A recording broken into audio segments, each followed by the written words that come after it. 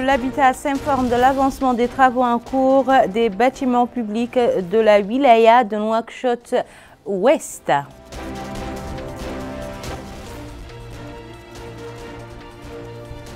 Notre pays célèbre la Journée mondiale de la population.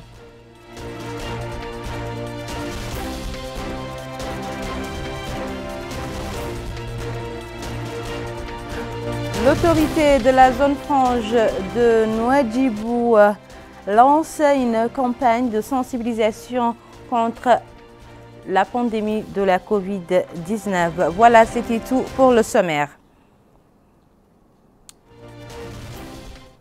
Merci de vous joindre à nous et nous ouvrons ce journal par cette visite effectuée ce matin par le ministre de l'Habitat, de l'Urbanisme et de l'Aménagement du territoire au niveau des bâtiments en cours de construction dans la wilaya de Nouakchott-Ouest. Sur place, le ministre est enquis de l'état d'avancement des travaux et a donné de fermes instructions quant au respect et à la préservation de la forme architecturale mauritanienne dans tous ses aménagements et la nécessité de respecter les délais impartis dans les cahiers des charges. Compte rendu, Melike Nekli.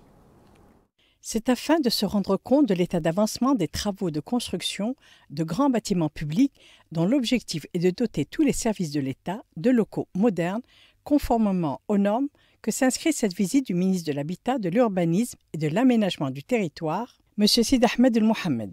Le ministre a débuté cette visite d'information par le complexe gouvernemental de 9 étages situé à la place de l'ancienne villa de Passage. Sa superficie est de 1200 mètres carrés. Le bâtiment est composé de 225 bureaux.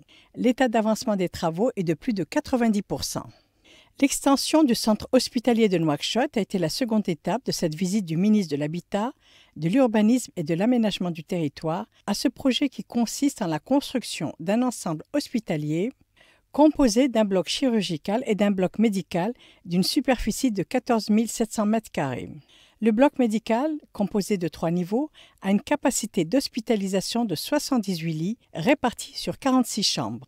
Quant au bloc chirurgical, il comporte essentiellement 8 salles d'opération, 19 salles d'hospitalisation avec une capacité d'hospitalisation de 36 lits et 5 suites d'hospitalisation VIP. Le ministre a suivi un exposé détaillé sur le déroulement des travaux, les techniques suivies et la nature des difficultés rencontrées et les solutions prises pour y remédier et pouvoir finir les travaux dans les délais impartis par le cahier de charges. Le ministre s'est également rendu au nouveau siège de l'Assemblée nationale pour se rendre compte de visu de l'état d'avancement des travaux. Le bâtiment de 3 étages est composé de 10 salles pour les commissions et de 256 bureaux en plus des services communs.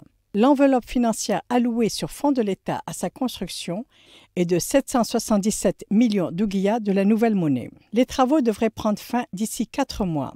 Le complexe gouvernemental situé dans la Moukata d'Uksar a été la dernière étape de cette tournée d'information. Le ministre a pu constater le niveau d'avancement des travaux de ce bâtiment de 9 étages, en plus du rez-de-chaussée.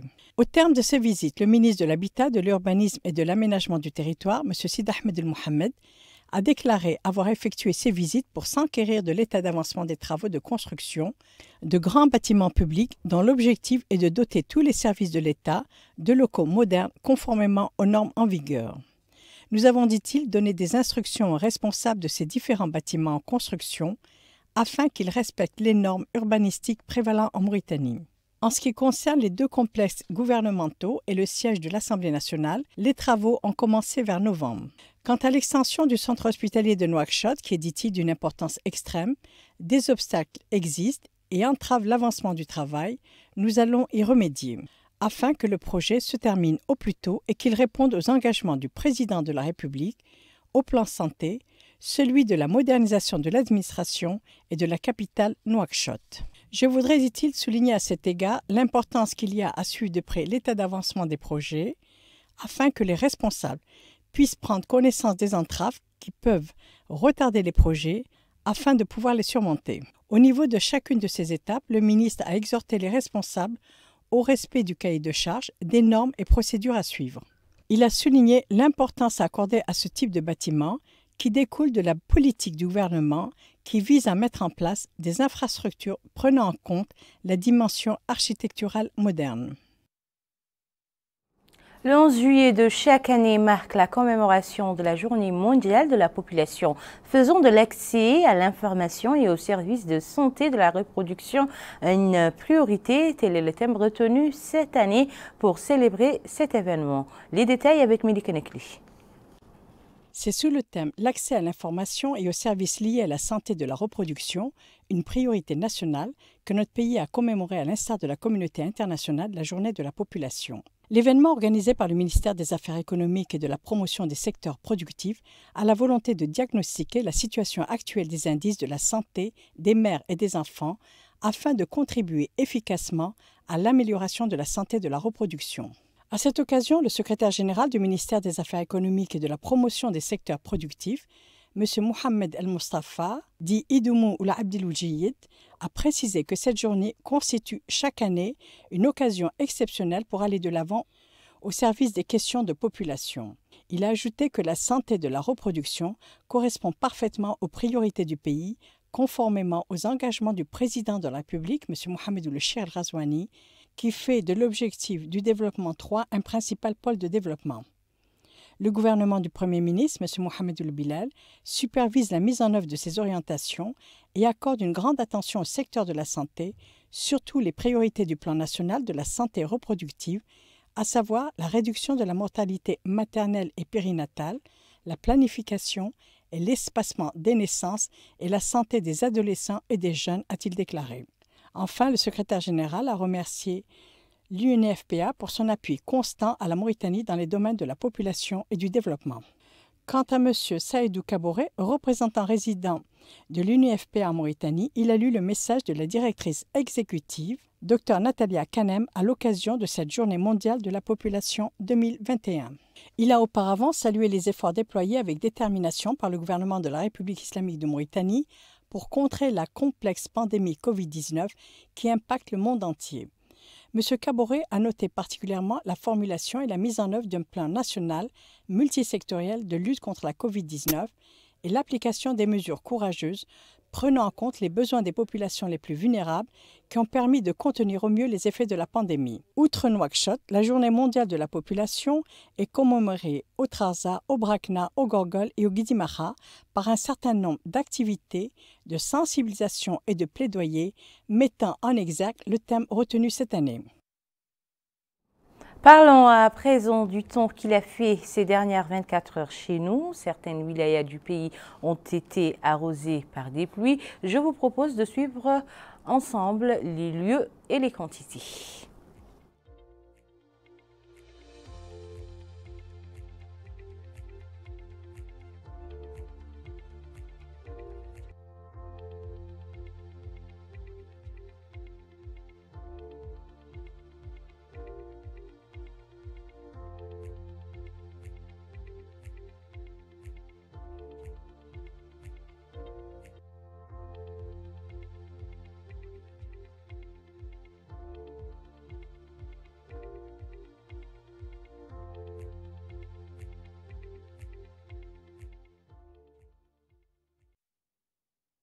Après la pluie, le beau temps, dit-on généralement, mais ce n'est pas toujours le cas dans la wilaya du Hod al-Sharqi où les quantités de pluie enregistrées ce matin ont occasionné des flux de torrents qui ont débordé dans les oueds situés entre Nema et la localité d'Ouainat à Rajat.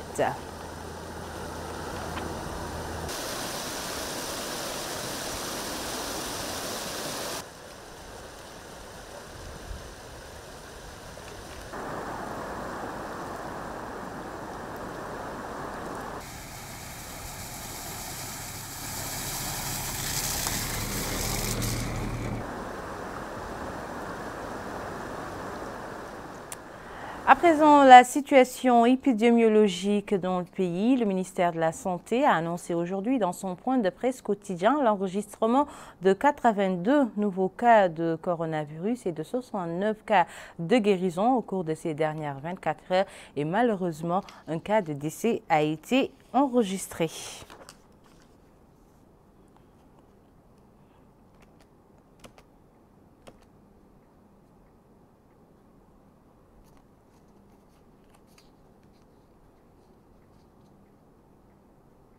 Et dans le même siège, la Commission régionale de lutte contre la pandémie de la Covid-19 s'est réunie ce matin dans la ville de Kifa pour examiner la situation épidémiologique de la wilaya. La réunion abordera les moyens nécessaires et les mesures qui s'imposent pour stopper la propagation de ce virus. El Haj Abdallah Idjin nous en dit plus. À l'issue du rebond des cas de contamination au coronavirus enregistrés au cours de la dernière semaine, le comité régional pour la lutte contre la pandémie Covid-19 au niveau de la wilaya de l'Assaba a tenu une réunion consacrée à l'examen de la situation épidémiologique ainsi le moyen de freiner la propagation du virus.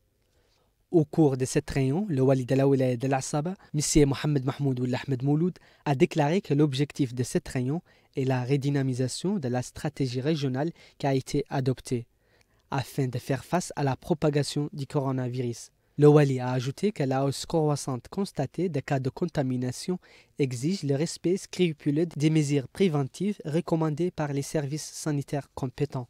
Quant à M. Omar Ould Sidi Mohamed, directeur régional de la santé, au niveau de la wilaya de l'Assaba, il a invité les citoyens de se rendre à l'unité de vaccination des hôpitaux nationaux pour se faire vacciner contre le virus mortel.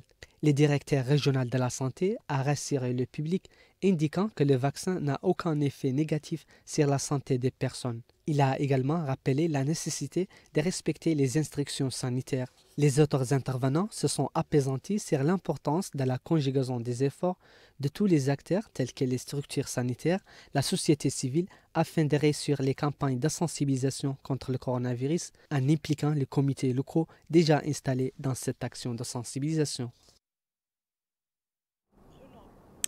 Toujours dans le cadre de la lutte contre la pandémie de la Covid-19, l'autorité de la zone franche de Nouadhibou a lancé ce matin, en collaboration avec certaines organisations de la société civile, une campagne de sensibilisation contre la propagation du virus corona. La sensibilisation sera menée dans les marchés de la ville, le port et certains établissements. Mohamed Khattat.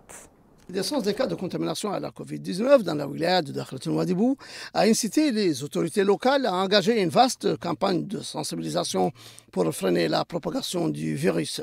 D'où cette mobilisation lancée par la zone franche de Nouadhibou, englobant les autorités administratives et la société civile, distribuant masques et expliquant aux populations l'impérieuse nécessité de revenir aux mesures préventives. Selon Abdellahi Oulimbouiri, chargé de mission à la zone franche de Nouadhibou, cette campagne de sensibilisation, lancée à partir du marché El Qiran, intervient au moment où la ville connaît un rebond du coronavirus qui revient avec des variants plus destructeurs et une rapide circulation. Il faut, dit-il, que les populations soient conscientes de l'ampleur de la pandémie dont les cas de contamination se multiplient et que le seul moyen de les combattre est veiller au respect scrupuleux des mesures de prévention. Même son de cloche, chez Ahmed Ould Sadiq, président du réseau de la société civile à Nouadhibou, qui affirme que cette campagne de sensibilisation touchera les marchés, le port artisanal de la baie du Repos, les établissements scolaires du secondaire où se déroulent les concours d'entrée au collège et, dit-il, nous appelons les populations à être vigilantes et à se prémunir contre le coronavirus. Les participants à cette campagne de sensibilisation ont exprimé leur satisfaction pour le lancement de celle-ci et ont félicité les autorités administratives de la wilaya pour avoir été rapidement aux côtés des populations à travers cette campagne qui durera 15 jours. Il est à noter qu'outre la distribution de masques, des équipes de nettoyage ont désinfecté des bâtiments publics, des écoles et devront faire de même au niveau de l'établissement portier de la baie du Repos du port de pêche artisanale. Le projet élargi mais priorité du président de la République a été lancé il y a plusieurs mois. Il vise à soutenir les citoyens porteurs de projets à travers le financement de leurs activités. Dans ce reportage d'El Haj Abdallah Idjin, nous allons découvrir ensemble l'impact que ce projet a eu sur la vie des citoyens de la wilaya du Trarza. L'intervention gouvernementale effectuée dans le cadre du programme prioritaire élargi du président de la République ont conduit à l'émergence des micro-projets dans des zones rurales au niveau de la wilaya du Trarza.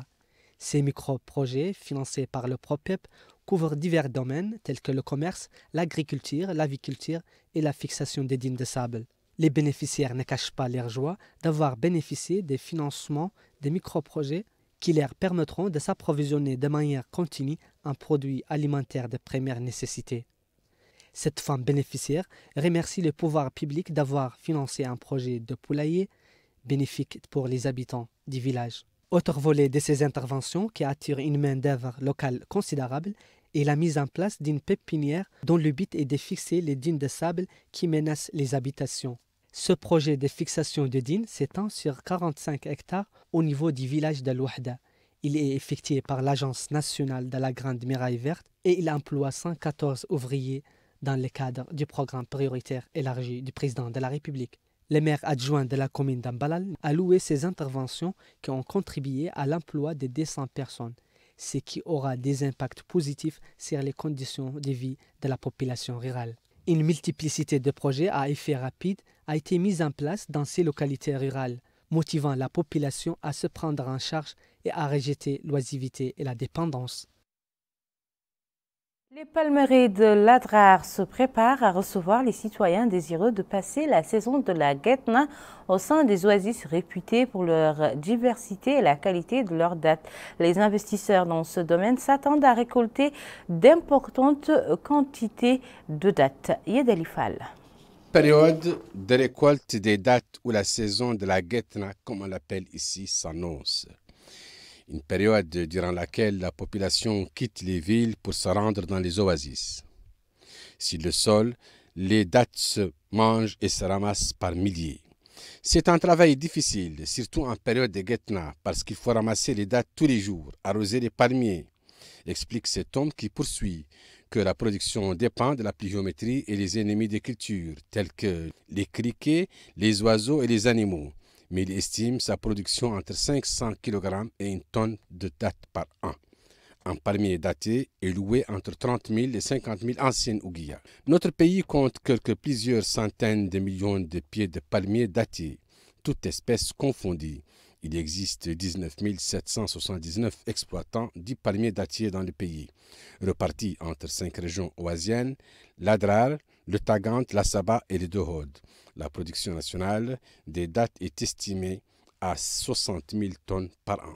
La Guetna permet d'assurer la subsistance de milliers de familles qui cueillent les dattes puis les revendent sur le marché du pays. Palmier dattier de l'Adrar vers les terres cultivables de Voumdleïta, où la société Sonader a mis en place un processus de valorisation dans la commune totalisant plus de 700 hectares affectés à la culture de la pomme de terre et du riz en raison de la forte demande. Mohamed Khattat. Les champs de culture de la patate douce à Voumdleïta sont désormais fin prêts à être récoltés, augurant d'une bonne campagne maraîchère réussie grâce aux interventions et la supervision de la Sonader qui a permis l'aménagement de 500 hectares de terres cultivables dont les résultats sont largement satisfaisants. D'où la visite sur le terrain du Hakem d'Umbout, venu constater de visu ces zones cultivées et s'enquérir des conditions de travail des agriculteurs. Nous nous attendons, dit-il, à ce que la récolte de la patate douce ici soit bonne et luxuriante. C'est une expérience particulière qui rentre dans le cadre de la sécurité alimentaire au niveau de Mbout et de la zone de Lugleïta en particulier. Nous comptons beaucoup là-dessus pour soutenir les agriculteurs afin de cultiver les légumes et le riz.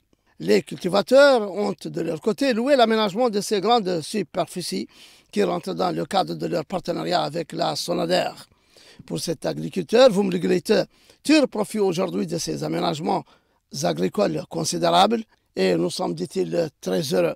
Nous remercions le président de la République, M. Mohamed Ould Cheikh Al-Qazouani, pour cet appui. Nous sommes contents, dit cette femme, que le projet Voumdleïta a été réparé puisqu'il dispose de grandes potentialités. Les patates sont abondantes, le riz est récolté et nous sommes très satisfaits. Le Hakem d'Umbout a également visité un champ de culture du riz à Voumdleïta, aménagé par la Sonader, dans une démarche qui dénote de la volonté des autorités publiques d'œuvrer à une autosuffisance alimentaire au vu des potentialités agricoles considérables du pays qui dispose de tous les avantages en termes d'eau et de terres fertiles. Restons à l'intérieur du pays, plus précisément à Kéidji, capitale de la wilaya du Gorgol, où la coordination régionale de l'Union nationale de santé publique a tenu ce matin sa première conférence sous la supervision du directeur de cabinet du wali de la wilaya du Gorgol, Mohamed Yahya Ould Mohamed Khalil. Le président de l'Union nationale de la santé publique, Cheikh El Wali Ould Ahmed, a appelé dans son mot prononcé pour la circonstance les membres de la coordination à redoubler d'efforts pour faire adhérer le maximum de médecins possible et mettre l'accent sur les droits des travailleurs de la santé. Activité politique dans ce journal avec la naissance d'une coalition dénommée Ensemble pour le changement qui vient en appui aux efforts du gouvernement pour la réalisation de l'ambitieux programme électoral du président de la République, Mohamed Ould Cheikh Al Ghazouani. Le président de la coalition, Cheikh Ahmed Mbarak, a indiqué dans son mot prononcé pour l'occasion qu'il s'agit d'un groupe de jeunes Mauritaniens de toutes les couches sociales et orientations idéologiques et politiques unis pour seulement l'intérêt de la patrie, ajoutant que le programme électoral du président de la République, Mohamed Ould Cheikh Al Ghazouani, Ta'ahoudati, a créé un espoir de changement auquel aspire tout citoyen. Le Centre des jeunes de la Mourata de Riyad a abrité un colloque organisé par le Forum des acteurs nationaux sur les dimensions sociales du programme élargi, mais priorités du président de la République et son rôle dans la promotion du développement social. Le maire de la commune de Riyad, Abdallah Idriss, a affirmé que le président de la République accorde une importance particulière aux aspects sociaux dans son programme en se concentrant sur le soutien aux couches vulnérables de sa société. À son tour, le président du Forum des acteurs nationaux, Sidi Mohamed, a déclaré que l'organisation de ce colloque découle de la certitude de l'importance du programme élargi, mais priorité en termes d'objectifs, de moyens et de mécanismes. Mettre en exergue les dimensions religieuses et novatrices dans les œuvres de l'érudit Horma Ould Abdel Jalil ainsi que son rayonnement culturel de manière générale, tel est le thème d'un colloque organisé hier soir à Nouakchott par l'association Agadir pour la culture et le développement. Ouvrant les travaux de la rencontre, le directeur de l'action culturelle au ministère de la Culture, de la Jeunesse et des Sports et des relations avec le Parlement, Ouled Nes Ould El Khoury Ould Hennoun, a affirmé que son département soutient et encadre ce genre d'activité en application aux directives du président de la République, Mohamed Ould Cheikh Al Ghazouani. Plusieurs professeurs littéraires et penseurs ont pris part à la rencontre.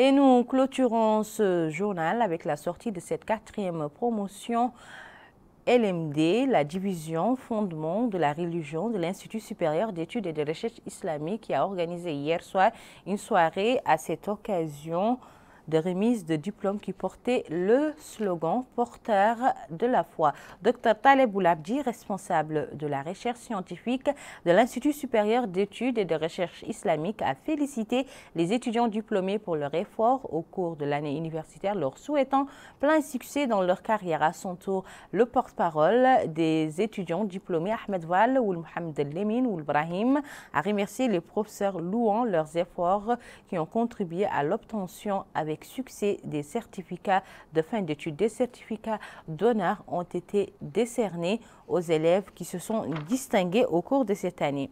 Voilà, mesdames et messieurs, c'était tout pour cette édition. Mais avant de nous quitter, le rappel des titres. Le ministre de l'Habitat s'informe de l'avancement des travaux en cours des bâtiments publics au niveau de la wilaya de Nouakchott-Ouest. Dans ce journal, vous avez suivi la célébration de la Journée mondiale de la population par notre pays.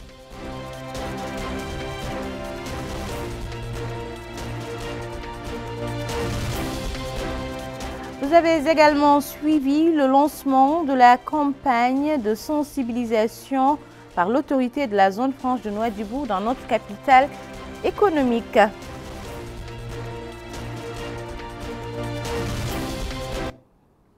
Où que vous soyez, c'était un réel plaisir pour moi de partager avec vous ces moments d'information. Le JTF revient demain soir, comme chaque soir et à la même heure, Inch'Allah. En attendant, vous pourrez suivre votre émission Grand Débat Askanui en Wolof, animée par ma consoeur Lenia Dieye. Je vous souhaite une bonne suite de programmes avec votre chaîne Al Mauritania.